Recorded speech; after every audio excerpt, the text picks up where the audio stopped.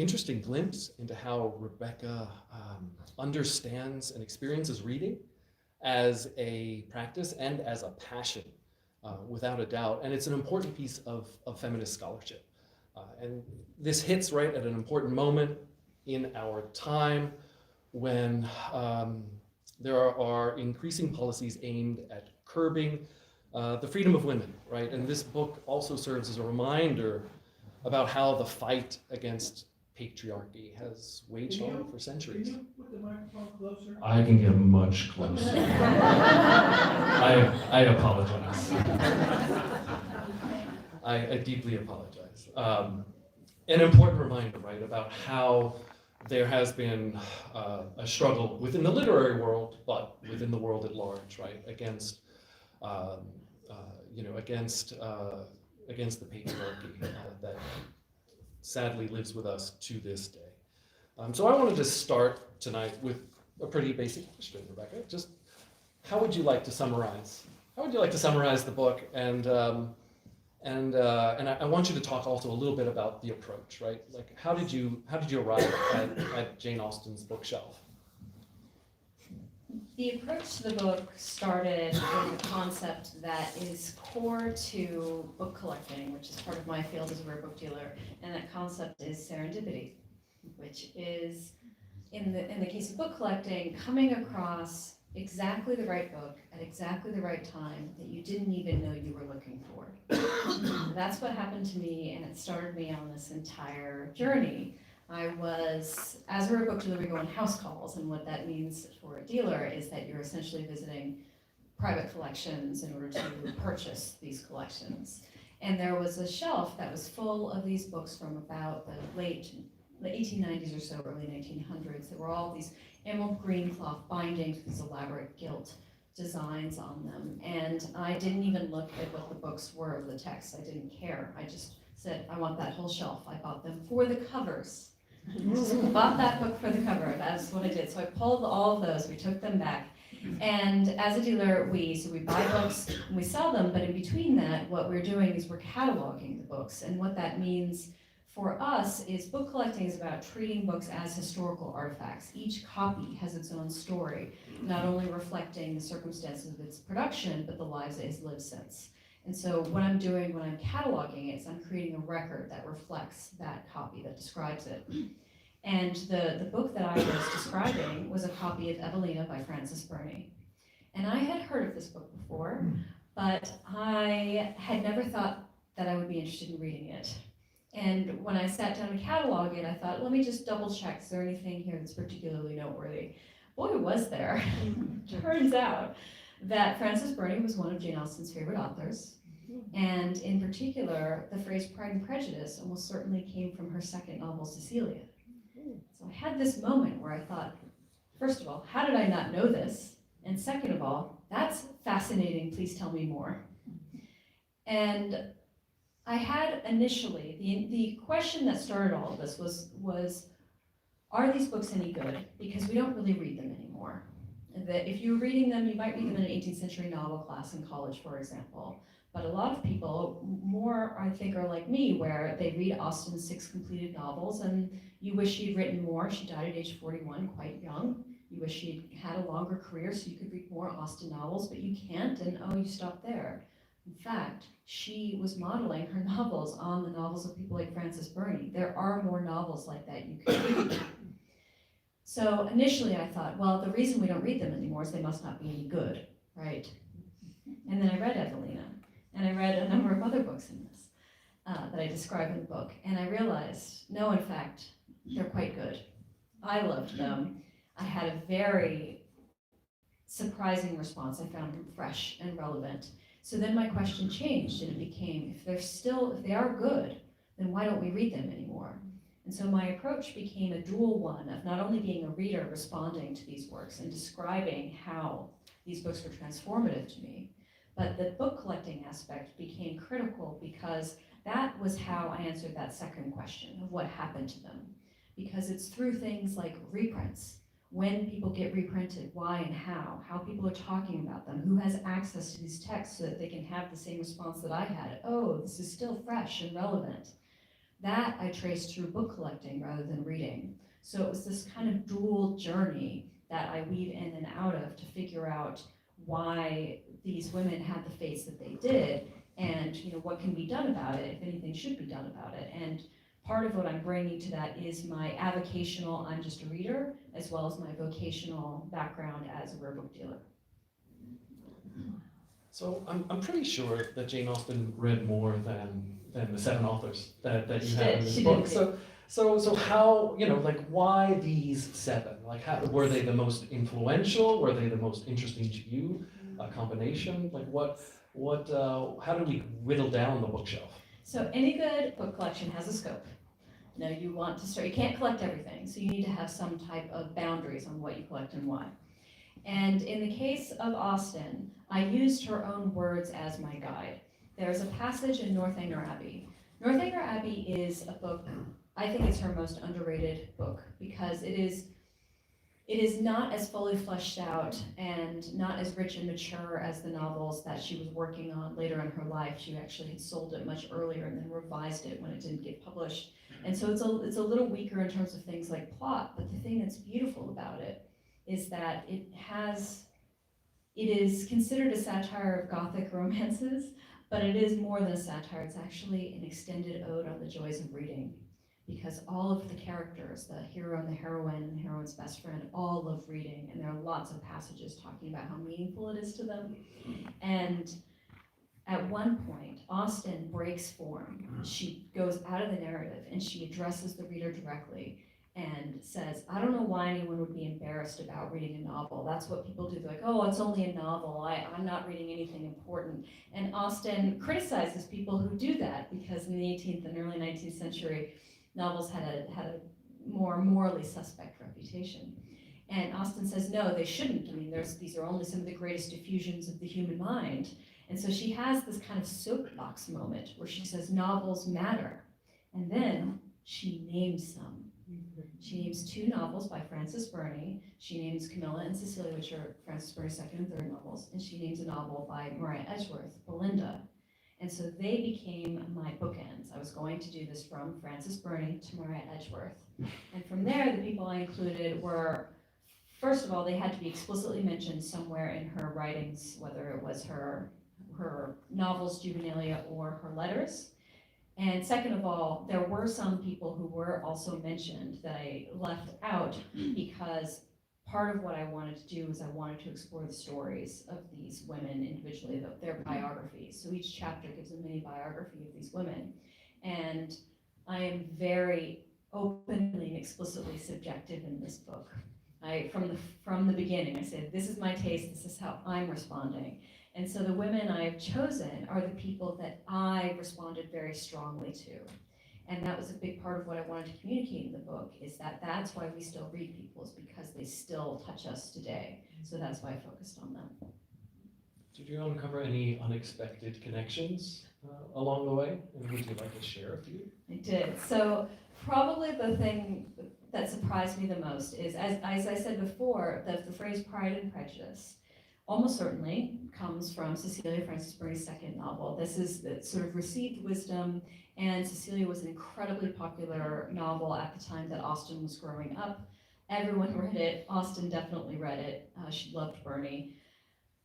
So I just accepted that for what it was.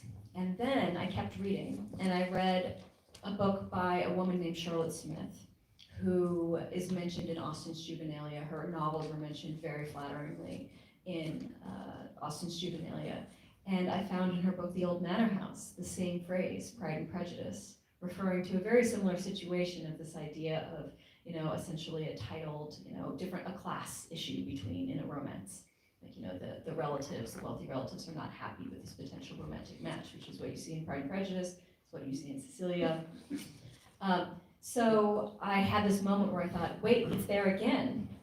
So did Austen get it from Burney? Did she get it from Charlotte Smith? Did Charlotte Smith get it from Burney too? How is this happening?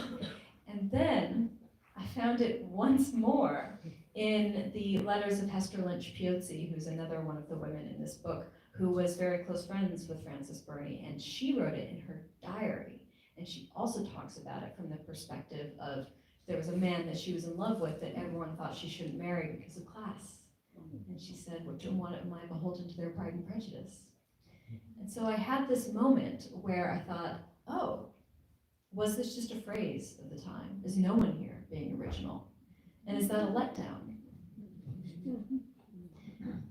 For me, what I felt was that it wasn't a letdown because of the process of exploring all of that and coming across it natively and being surprised and being able to make these connections and threading it into one big weaving. It became this beautiful tapestry, and to see artists talking to each other. And I realized in the process of working on this book that Austen wasn't actually all that original, and that's okay. In fact, it's beautiful that she was working with an established tradition of writers, of courtship novels, of women that she was having a conversation with, artist to artist, across books.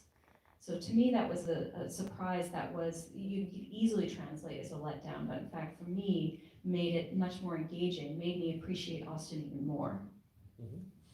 And we're gonna dive back into some of these authors, but you've just mentioned process, and the one word we haven't thrown out yet that a good deal of the book talks about is canon, and who belongs and who doesn't. And you use Austen's bookshelf as a way to get the reader to think very critically about the canon that has been often bequeathed to all of us in this room, and how it was bequeathed. And you also talk about the process behind that, and how Austen is situated within this large group, not by no means a small group. I think you remark on the surprise constantly over and over again. It's like, this isn't just like one author or two authors on her bookshelf. These are many bookshelves full, right, of women authors that influence Austen along the way. So can you talk a little bit about that? And even you make a really wonderful connection to conceptions of genius that kind of bring all of this process together. Yes. So we rely fairly heavily on the canon when it comes to reading works that are not contemporary to us, because the idea is that we don't have the time to read everything. So we need to make choices before we read a book, which books to read. And we ideally want to, because we have limited time, we want to read books that are good. And so who else do you go to but authorities who have read many books, who you can say, oh, these are the books that are still worth reading that are 200 years old.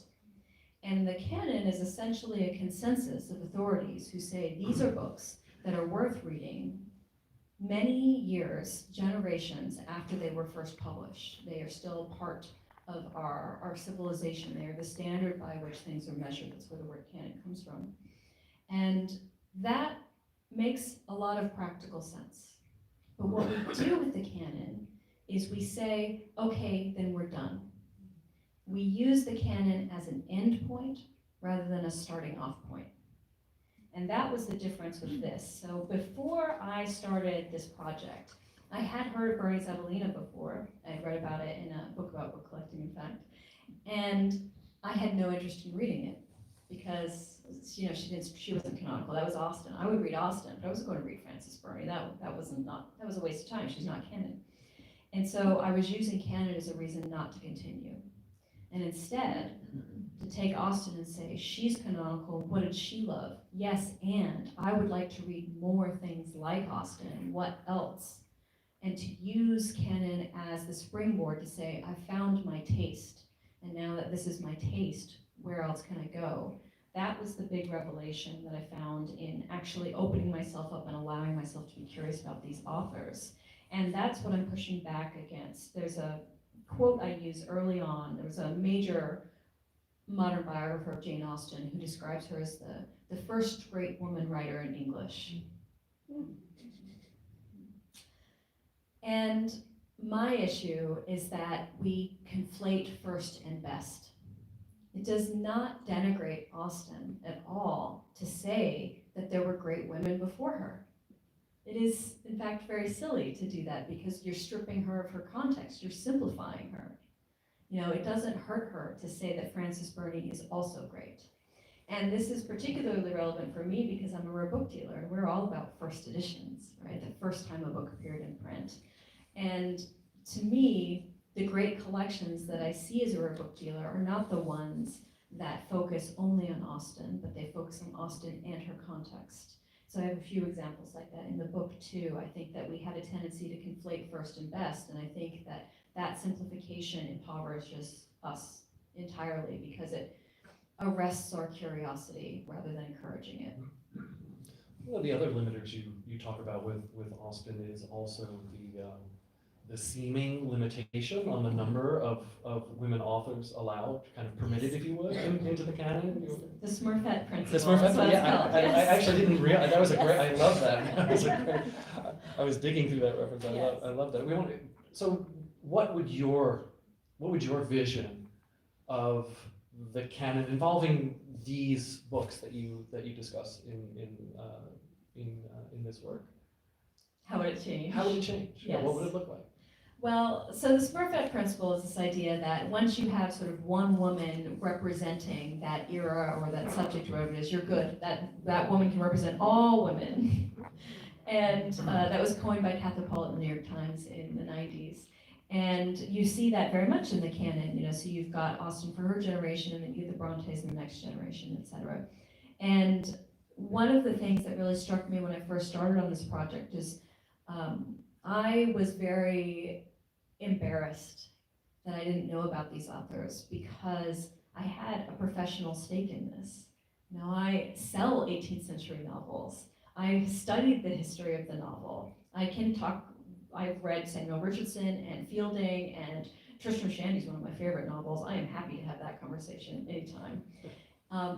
But the books that I was reading, in so many cases, as a rare book dealer, as opposed to an academic, and I'll talk about that in a little bit, I was coming across these gaps that I wasn't interrogating. So very early on, I have this book that I had on my shelf as my reference that I would go to when I was reading and checking up on history of the novel in a certain era. And this era, essentially from Tristram Shandy to Austen being published, was just skipped over entirely. It was about over 60 years, just skipped, as if nothing remarkable happened. And that's a long time. That's multiple generations. And I think we do this a lot when we look back to history. We conflate time. We say, oh, you know, the difference between 1760 and 1810 isn't that much. Yes, it is. It's actually quite a bit. So when you're actually thinking more on the ground level, you can realize that. And so I think that what I would be repeating in terms of how the canon would be shaped is things that scholars are already saying who've been doing this in the feminist recovery movement. Evelina is a transformative moment in the history of the novel because she takes what Richardson and Fielding were doing and she brings an authentic interior voice of a woman to the heroine in a novel. And that sets up exactly what everyone loves about Jane Austen. And similarly, Anne Radcliffe's Mysteries of Udolpho it wasn't the first Gothic novel, but it was the novel that made Gothic novels big. So the first major trend in the novel, once novels started being a thing in British letters, was the Gothic novel, when all of these people, it was so successful that a lot of people rushed in and started plagiarizing or otherwise copying Anne Radcliffe and just trying to commercially game the system because the Gothic was what everyone wanted to read. That trend was started by Anne Radcliffe. Canonically, that's a major landmark. And now, when we think of Anne Radcliffe, we tend to only remember Mysteries of Udolpho, that book, as the one that gets satirized in Austen's Northanger Abbey, not thinking about the fact that both the hero and heroine love that book. And Austen takes for granted that her audience has read the Mysteries of Udolpho because she references plot points of it throughout the novel. So for her, people are reading her. She doesn't expect that they will read her. They expect that they already have that knowledge. That was canonical in her era. And so in some ways, it's a little bit reparative.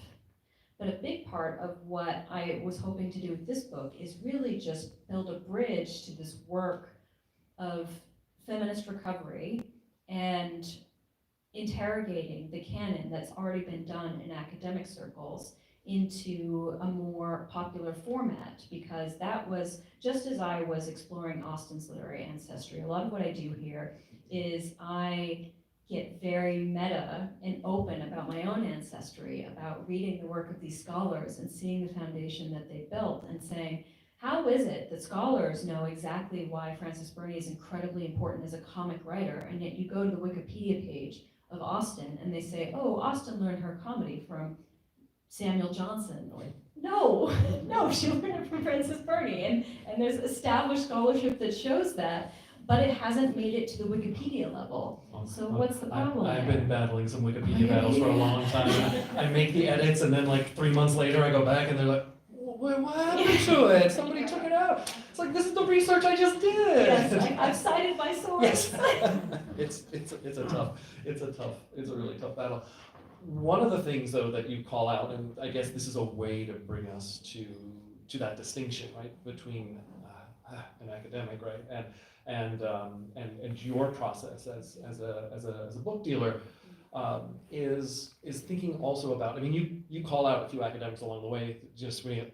You didn't read this book. Like, I just read this book, and I'm reading what you said about this book, and it's clear that you never read this book, right? You read somebody else say something about this book and have repeated it. And you don't want to, like, I'm glad Rebecca and I work in totally different fields, because I just I mean, you're 100% correct. Yeah. I'm wondering if you could just talk a little bit about that. I mean, I'm wondering if, because we talked earlier about accessibility of text and how that has changed over time, and how the world we inhabit right now, that we're able to read all of these texts that go back, through to the 1700s and 1800s. They're readily available to us, literally in our beds, if you want to, look at them through your phone, right? So, like, how? I mean, were some of these scholars just lazy? Did they not have access to something and they needed to meet a deadline? I'm trying to cut them some slack here. No, and I think that slack is relevant, because a good example of this is, there was a book that I added to my collection that was a copy of this book called The Female Quixote by Charlotte Lennox, that was published in 1970 by Oxford University Press. And from a traditional book collecting standpoint, this is not a valuable or remarkable book. You can find it online for $20. It is not something that you would consider would be in a great collection. But it mattered to me, and the reason it mattered to me is because of this concept, which is that, so The Female Quixote, the basic premise of this book is, it is a riff on Cervantes, on Don Quixote, but it takes the idea of someone who is taking, the chivalric romances literally, and it transposes it into a genteel and aristocratic woman in 18th century England. It was published in 1752. And she goes around, she's a very smart woman, Arabella, the heroine, but she keeps on making these mistakes, thinking that society works like the novels she's been reading, because she was not exposed to society growing up. She only read. And it's a wonderful book. I really loved it. Austen loved it too, because if you have read Austen's novel Northanger Abbey, you will have recognized that that's pretty much the plot of Northanger Abbey as well. The difference with Northanger Abbey is that the heroine is reading Gothics, and she thinks that some of the plot points from Gothics are what she's seeing in real life.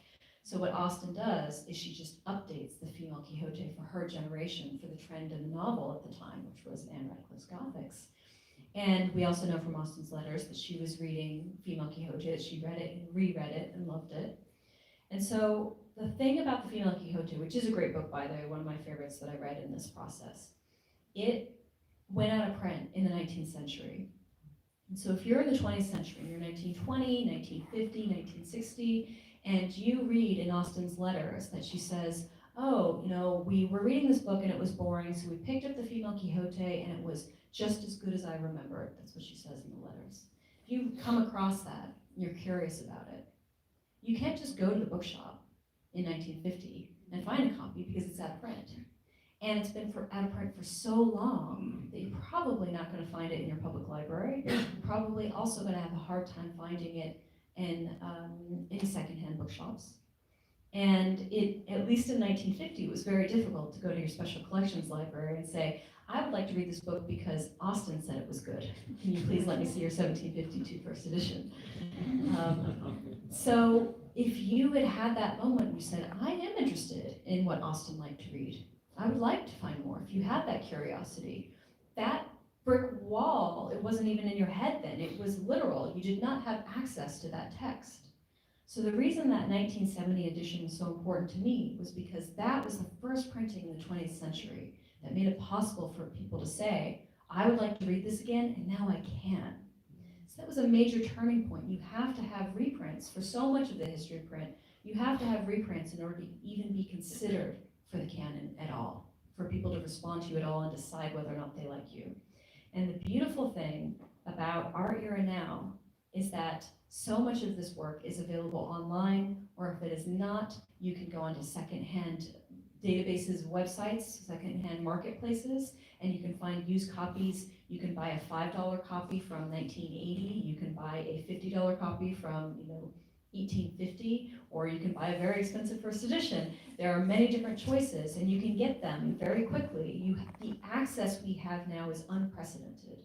So now the only barriers that we have for that curiosity are the ones that we create for ourselves in our head. And I find that a really beautiful concept. People tend to look at the digital world as antithetical to this analog, rare books, physical copies. And to me, I see them as complementary because we have this new golden age, this new possibility of access, of relying on our own taste rather than having to rely upon what publishers reprint now, because we have this access. Moralism.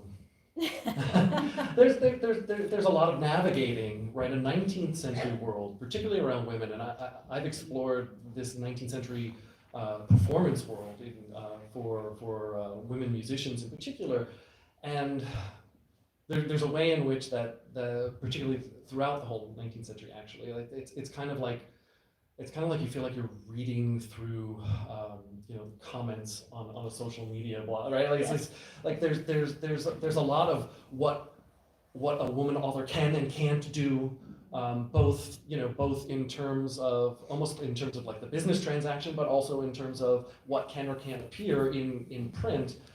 How do you think these women navigated that, and how did you navigate that part of the world? And by the way, the next question will actually be about an author, and it's going to be Sea Lips, just like. Oh, okay. So I'll leave Hannah More and Sea Lips for a moment then. So these women inescapably had to deal with the reality that there were certain things that were okay and not okay for them to talk about, and certain ways that it was okay for them to act and not. And that those limitations, you really circumscribe their actions. And in some cases, they're somewhat harmless in that the women will decide, for example, to publish anonymously until they have enough success that they can put their name on it. That seems anonymous, that seems harmless, but what happens is that can have this domino effect. We were talking earlier about the female Quixote and Charlotte Lennox. So Charlotte Lennox publishes the female Quixote anonymously. She was friends with Samuel Johnson, who is considered the great man of letters of 18th century Britain. And he was, at the time that she had published this book, he was working on his Dictionary of the English Language, which is a landmark. It's one of the great works of English civilization, so many hyperboles. It is very great and important, and I do love Johnson. One of the things that he did for the definitions in his dictionary is he would cite examples, quotes from great literary works to show how different words were used in context. And Charlotte Lennox, he actually quotes, she's the youngest person quoted in the dictionary, this monument that people still look to today as this amazing standard. And she's also the woman who's most quoted in the entire dictionary. But because she published anonymously, he never uses her name. He uses a quote and then he says, the female Quixote. So you have Milton and Shakespeare and Cooper, and you get all of Thompson, you get all of their names. And because she was publishing anonymously, he keeps the standard there and says the female Quixote, and her name is left out of one of the most important works of English, So you can see that there is these accidental domino effects of these choices that get made. And I mean, I could go on and on about different ways that these women have handled the fact that they were limited in various ways about what they can do.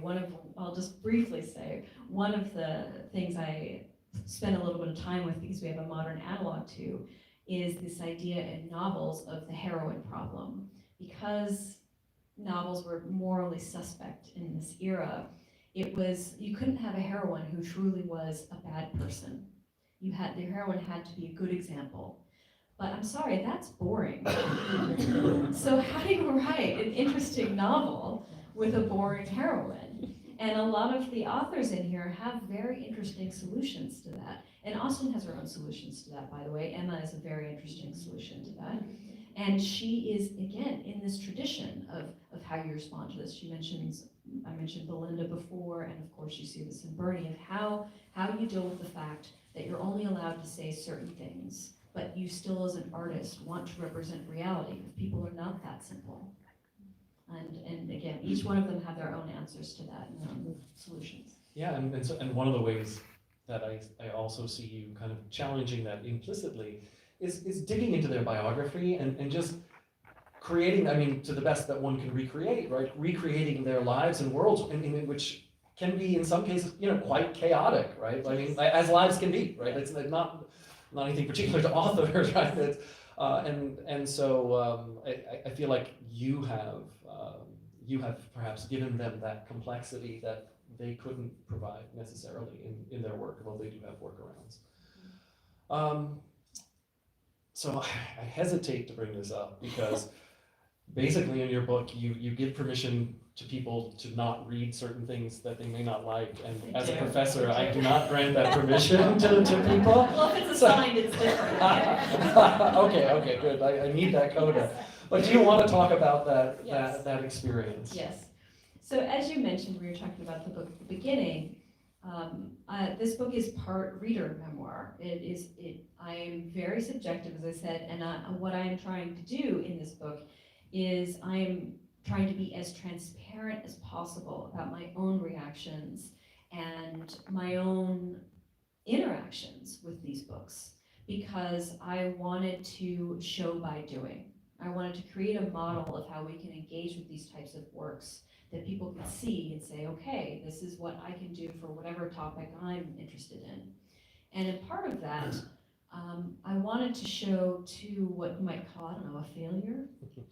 So I included in this, most of the authors, I talk about it being Austen's favorite authors. It's really more proper to say the influence, the women who influenced her. And one of the authors I include is this woman named Hannah More, who I didn't actually want to include. She was best known as this kind of public moralist. And the reason I didn't want to include her was because when I was first working, Frances Burney is the first chapter of this. When I was working on Frances Burney, you come across a lot of these quotes about how novels were morally suspect and shouldn't be reading them. Hannah More was at the head of that pack. She essentially calls you lazy and lacking in virtue if you like to read novels for fun. So I had read these excerpts from her works, and I just thought, she doesn't seem like my type of woman. It's fine. We don't need to be friends. But she was mentioned in Austen's letters on a couple of occasions, and so I thought, okay, well, she wrote a novel, but she wrote it. This is much later. She wrote it in 1809, a book called Sea Lives in Search of a Wife. And what she was trying to do, which I knew from reading scholarship, is she was trying to use that form in order to moralize, in order to teach a lesson didactically, right? And so I wasn't all that well disposed in the first place. And then I tried to read it, and I could not. I hated it so much. I tried, and I put it down, and I thought, okay, well, I'll read some biographies of her, and I tried those, and I put those down. I just really struggled with Hannah More. And I ended up coming back to her accidentally, serendipitously, through book collecting, because I had acquired a collection of children's books, and there was one of her books on educating young women that was in there. And so I picked up that book. And there's a big difference between reading excerpts from a book that you're seeing, like in secondary scholarship, those quotes about what she had to say about novels, and actually sitting down with the book and just leafing through it. So when I had it in my hands, totally accidentally, because it came in with this larger collection, I just started reading parts of it. And she has this moment in the beginning where she talks about how women are set up where they're not giving any of the skills or education that will help them make good decisions, that will help them be, good heads of household, that type of thing. And then they are criticized for not having the skills that we did not educate them to have. And it is essentially attacking the hypocrisy and, setting women up for failure. That argument, do you know who else makes that argument? Mary Wollstonecraft in Vindication of the Rights of Women. And I want to be clear, politically, these two are polar opposites. They do not have anything in common. They are not alike at all. And this is a part where they agreed. And that, to me, was beautiful and critical because it forced me to allow Hannah More to be a complex person. And I couldn't do that without actually engaging with her work. And so I had to give her enough of a chance to let her be a person. But this is a little bit of a spoiler. After this, I could come to appreciate Hannah More a little bit more after digging into who she was and reading more of her writings. I went back to Sea Lips, the novel, and I was like, okay, I have more context. Now I can do this. No. At a certain point, you just have to say, this is not for me, and that's okay. So you're definitely worried about the next scholar who's going to come around and say, Rebecca Romney did not read this, Yeah, and in fact she admits to it and still says to. That's the difference. That's the difference. I didn't say, oh, well, Charlotte Smith is terrible. Is she? Like, have you read it? No, okay, fine. I think I say that early on. I'm like, this is what Sea Lips in Search of a Wife is about. I'm not really sure because I didn't read it.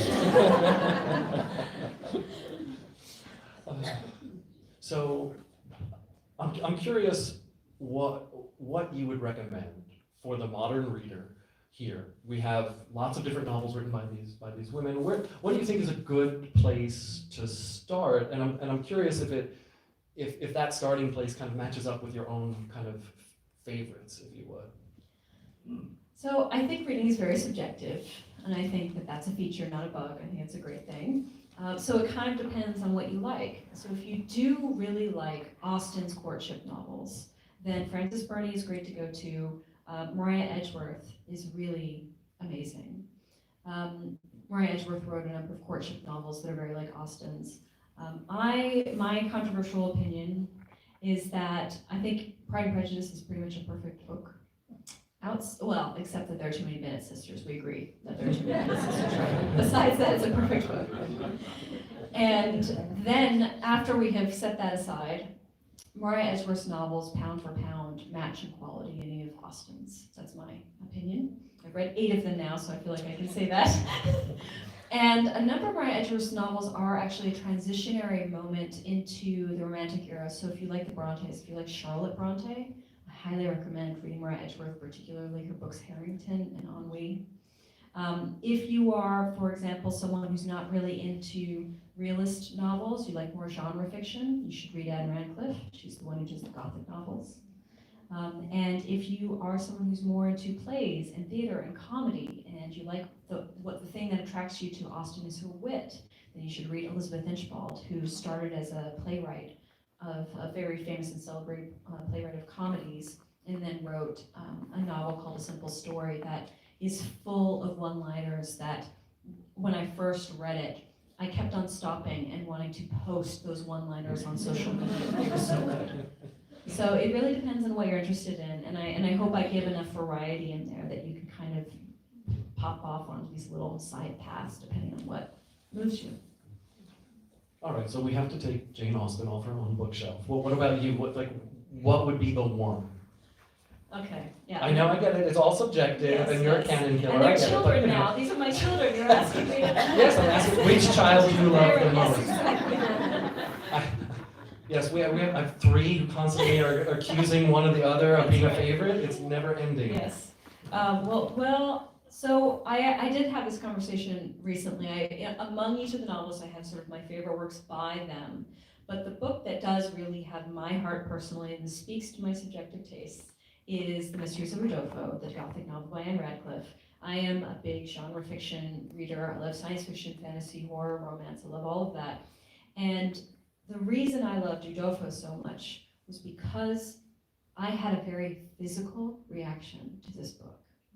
There's this first part that's this sort of travelogue through the south of France. You gotta make it through that.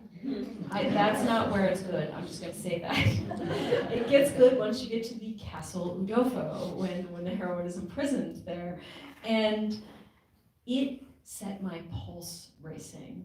It had me completely wrapped. I talk about how there's one moment where I was so involved in reading it that I was trying to make coffee at the same time I was reading, and I ended up pouring the water into the wrong area, and it just like spread out all over the counter, and I didn't even notice because I was reading the most so into the book. So I had this incredibly present material in my body, physical reaction to that book. And it was so impressive to me, we think, like, wow, these sort of traits that we see today of people being able to move us, Anne Radcliffe perfected those in the 1790s. And so I think that because I had such a strong reaction, Udolpho really has my heart. But again, you might have other tastes, and that's fine too. The idea here is that you follow your own tastes. And I have my very strong opinions that I do back up with my own evidence, but if you have a strong opinion, well argued, then we don't even have to agree. I am pleased to have that conversation with you. Spoken like a true bookseller. Yes, I joke. My job is to be a professional enabler. That's what I'm doing. Slightly different question on a similar theme.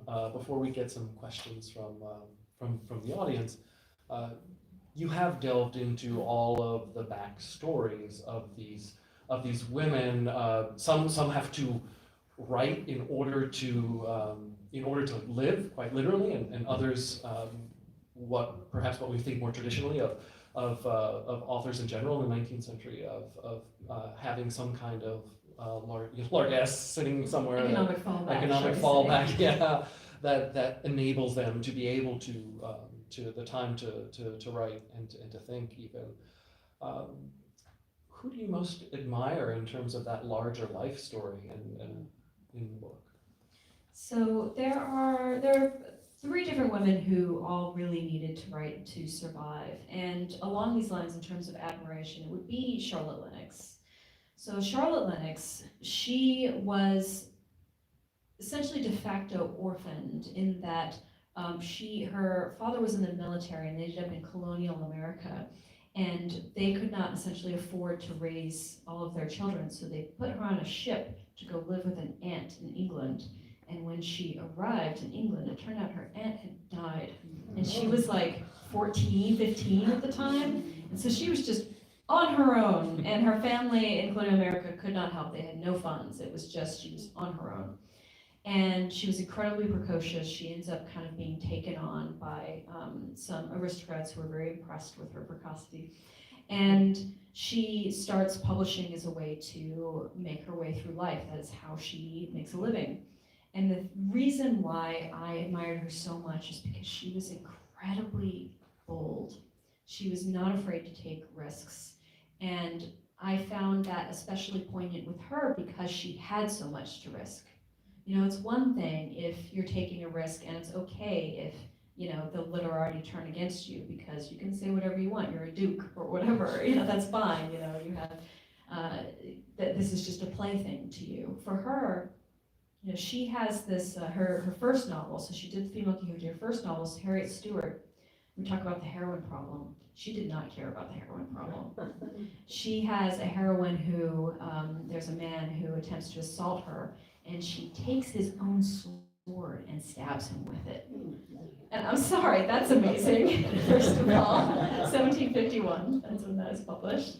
And second of all, she kept on publishing works that were what she wanted to publish. Female Quixote almost didn't get published because it had content in it that people objected to. She had a whole side plot about a woman who has a child out of wedlock, and an advanced reader said, this cannot possibly be published, and Lennox refused to take it out, even though she needed the money to get this book published. She needed the money from that. And similarly, she wrote a book that was very critical of Shakespeare. And that turned the entire critical establishment against her. And she's like, all right, fine, I'm just gonna keep going. I'm not going to repent for that, just keep moving. And I really admired the fact that she felt that even though this was the way that she made a living, she had to make a living in a way that was still true to herself. And it is very different to say that when it has that type of practical impact on you. So I found that very inspiring, and it's still very relevant to today. Yeah, no, absolutely. Thank you. I think we want to hear from you guys now. Does anybody have a question you'd like to throw up here? So, why Jane Austen? So you had all these other authors. What is it about her stories? So two things. So she asked, why Jane Austen? Because there are many different authors you could do this with. So the first is that it was the serendipity of finding that book, Bernie, and having that moment of saying, how did I not know this? So one of the things, I didn't mention this, but I focused specifically in scope on women authors. And the reason I did that was because once I found that little tidbit about Bernie, I did more research into Austen's reading, and I realized I had read all of her favorite male authors, Samuel Richardson, Samuel Johnson, and Milton and Cooper. I'd read all of them. And then I read about her favorite women authors, Frances Burney, Elizabeth Inchbald, Charlotte Lennox, Charlotte Smith. And I realized not only had I read none of them, I hadn't even heard of most of them. So in many ways, this for me was a correction of my own reading, of having this moment and saying, how could I have so systematically missed this entire section, cross-section? So it was the combination of taking that acquisition of that single book and running with it, the questions that it led me to. And the other thing that was very appealing about Austen as my foundation and my guide is one of my favorite things about Austen personally is I find that the thing that appeals to me so much about her style is I find it incredibly confident. I think that she has a discipline of style where you can tell she knows who she is. And you see this even autobiographically with her. There's this moment where the Prince Regent loves her books, and the Prince Regent's librarian gets in contact with her to say that. And this is how Emma ends up being dedicated to the Prince Regent. But then she has a little bit of a correspondence with the librarian. The librarian suggests to her, oh, maybe you should write a history of this royal family. Da, da, da. He gives her an idea for a novel. And Austen says, you know what? I'm really not suited to that. I know what I'm good at, and I'm going to stick to that. She actually has a letter writing back to the Prince Regent's librarian saying, I know what I'm good at, and I'm only going to do that. And I love that focus and that discipline and that confidence of this is what I'm going to do. I'm going to stick to it. So while I had this initial feeling of the ground being shaking under my feet of like, I don't know anything. What am I doing here? I loved the idea that I had as my North Star someone who was so unshakable and so confident. So those dual things play together for this. But you're right, you could do it for anyone, and I think that people should do it for whoever they like. Mary Shelley's your favorite, Charlotte Bronte, even Dickens, whoever. You could do Charles Dickens' bookshelf. Go forth.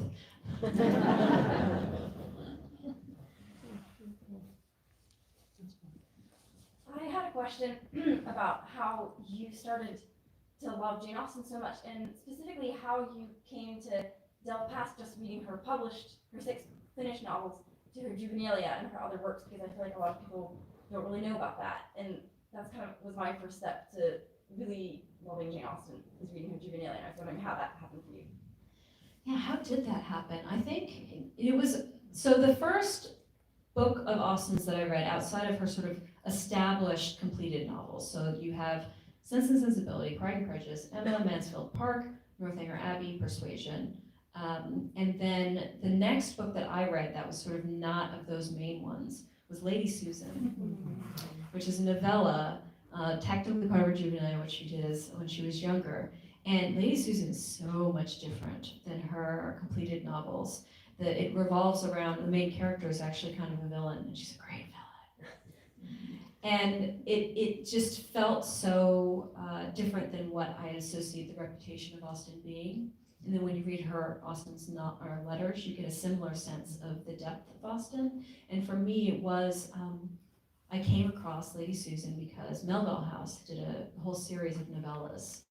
And so I was buying those novella things, and I was buying them because I liked the idea of novellas, and then I would read them here and there. And so I was going based on what they thought was worthy of reprinting for people to rediscover. So this mechanism that I was talking about earlier, and how much these tastemakers, people who decide who gets printed and reprinted when, what gets put in front of us, I was drifting about in those same waters.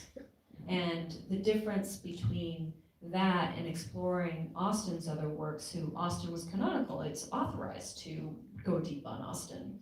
And exploring, say, Evelina was me taking a moment and saying, no, I'm not reading this because I ran across a modern reprint in a great publishing house. It's because I ran across a copy from 1903 in my job as a rare book dealer, and taking that as its own route and allowing that to speak to me. So there is a sense that we're open to suggestion from others, but at a certain point we make our own choices too, and that's very much what I wanted the book to show, is the balance of those two together.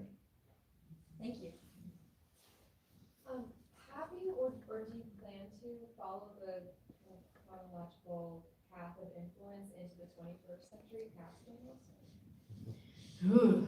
Well, so part of, one of the main things that I do in this book, the reason I do it from the book collecting standpoint is because, I'm not super literal about the Jane Austen bookshelf, as in, these are not books that she would have had on her shelf in her lifetime, because, as I said, one of the things I really wanted to investigate is if they're good, then why don't we read them anymore? And that requires going over centuries, beyond Austen's lifetime. A number of the women here died after Austen, because Austen had a very short life.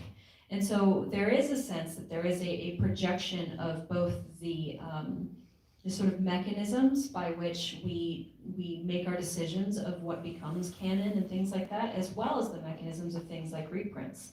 And so, yes, I want the collection and the book to represent that long-term 20th century view. It is what I would call a book historical view rather than a reader's view. It's on the book history side, but it is very much a projection based on standard principles rather than anything else.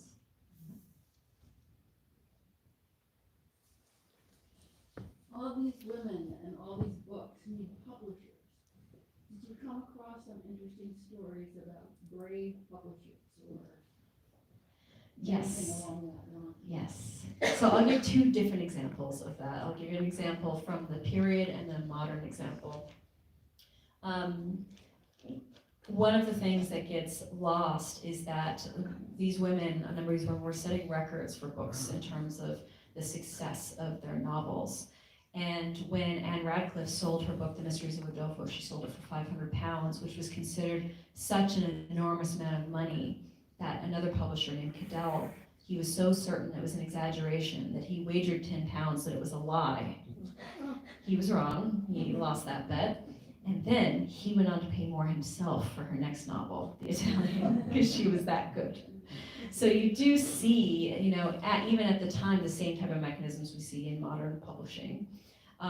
But I mentioned the feminist recovery movement that starts mostly in the 1970s, and this idea of, critics, we didn't even really get into this, critics, whether or not they even had access to these texts to read about them. Dale Spender, who wrote this great book called Mothers of the Novel, she has an introduction where she says, I would dearly love to do a course on Maria Edgeworth, but the books aren't available to do the course. And so there was, in the 1980s, a series of reprints called the Mothers of the Novel series. It was planned to be 100 titles. It stopped at 20. I know. But you know what's part of my collection?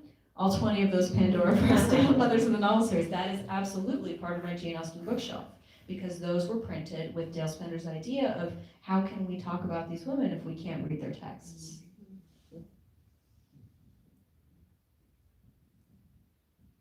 I'm a huge fan of Jane Austen. I discovered it when I was quite young, and my copy with all the books are just torn apart. Why do you think Jane Austen, I was ignorant of literature at the time, but it just struck me. why do you think it was Jane Austen and not any of these other authors that became so iconic, in your opinion? I have a lot of thoughts about this, in fact. I have a lot of thoughts about this. So one thing that a lot of people don't know about Jane Austen is that in her lifetime, she was a successful novelist. She wasn't anywhere near the most respected or acclaimed novelist of her day. When she was trying to get published, the most acclaimed novelist and critical darling was Maria Edgeworth. And at the time that she was publishing so she starts publishing in 1811. In 1814, the next big novelist after Maria Edgeworth is Walter Scott. Waverley comes out in 1814. So those are the two main novelists from the period when Austen is trying to get published and actually publishing. And after her lifetime, she sees two of her books come out posthumously, and then there's this little bit of break, and then in the 1830s they start to get reprinted again. And you do find plenty of reprints of Austen in the Victorian era. However, she is still not the iconic Jane Austen as we know her today. That reputation doesn't start to develop until the late 19th century, and it's occasioned in part, or frankly, largely catalyzed by a different publication, which was the first book-length biography of Austen that was done by her nephew, James Edward Austen Lee. Memoir of Jane Austen comes out 1869. And when that comes out, what it does is it leads to a new critical assessment of her writings, and is timed perfectly because this is an era when now Austen's particular brand of realism that focuses on the ordinary and how the ordinary can be extraordinary, that's what Austen does so well, that is what's coming into critical favor. And so you get a critical reassessment right at the time when her brand of realism is appealing. And it also leads to the first popular wave of Jane Austen fandom, essentially Janeites. The term Janeite is coined in the late 19th century. And that biography becomes this catalyst, this turning point that made that all possible. Take by contrast Anne Radcliffe, who was incredibly retiring. She did not like the public eye at all. She didn't want part of any of that. She stops, at the height of her fame, she stops publishing and becomes a recluse, so much so that people literally think she's dead. She lives for decades after people, like rumors were circulating that she's dead. And around the same period that the James Edward Lee memoir comes out, Austen Lee memoir comes out, Christina Rossetti, the great poet, she loves Anne Radcliffe. And she says, I'm gonna do a biography of Radcliffe. And she does as much research as she can, and she can't find enough sources. And she gives up the biography because she doesn't have the material. And so you don't have even the chance of that same type of moment for Anne Radcliffe as you got for Jane Austen. And so, listen, I love Austen. Her reputation is deserved. She's iconic. But there are other things that affect the chance of whether or not you get to have that reassessment at all. And that's a lot of what I explore in the book. One more question. So part of what I find fascinating about this delightful presentation is the way your professional life has sort of blossomed in a very atypical way into becoming an author. But I don't think of people going to college saying, I'm going to become a rare book dealer. So I'm curious a little bit about how you got there. I'm happy to tell that story. I don't know if you heard that. She essentially said, I don't know people who go to college and say I'm going to be a rare book dealer. And same. That was, I did not know the job I have now existed before I got involved in rare books. It was for me complete and utter accident. So my background is in classical studies and linguistics. I wasn't even an English major. And I remember very clearly the moment that I saw the job listing that got me into the rare book trade. It was an established firm based in New York and Philadelphia, and they were opening up a new gallery where I lived in Las Vegas.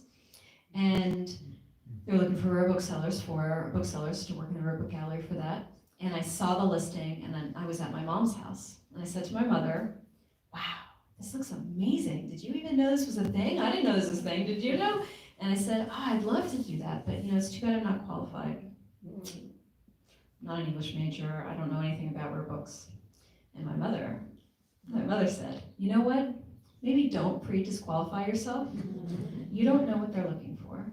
You don't know what they consider the qualifications or what training that they do. And so you do everything in your power first, and then let them decide, and that's out of your control. So this is the one time I allow my mother to say, I told you so. Because it was true. It turns out that, you know, I was incredibly bookish, and it turns out that I was accidentally very qualified for the job if qualities like reading Paradise Lost for fun the year before ended up being a very good, I was quizzed on it during my interview. They said, they'd tell me about, like, pitch me Paradise Lost, and I could because I had just read it. They did the same thing with James Joyce's Ulysses, which I happened to have in my bag at that very moment. So I turned out I had been training myself for this job my entire life if I had only known it existed. And so a big part of my career as an author and the public-facing activities that I do speak to me to that very autobiographical moment of, it's my experience that there are so many people who would love to be part of the world of our books, who would find so much joy and satisfaction in it if one, they only knew it existed, and two, if they felt some sort of invitation that it isn't just, you know, everything's in museums, etc. You can be a collector too. You can be part of this. It was so transformative for me that a lot of what I do that's meant for a popular audience is meant to say, if you're like me, then you can find a way into this. Thank you. Excellent. Well, on that note, thanks again for joining us, Rebecca and Scott. We really appreciate it. It's been an amazing conversation. And thanks to all of you for joining us this evening. Please join us again for an upcoming event on March 12th. We'll have an in-person talk with For Grief is for People with Sloane Crossley.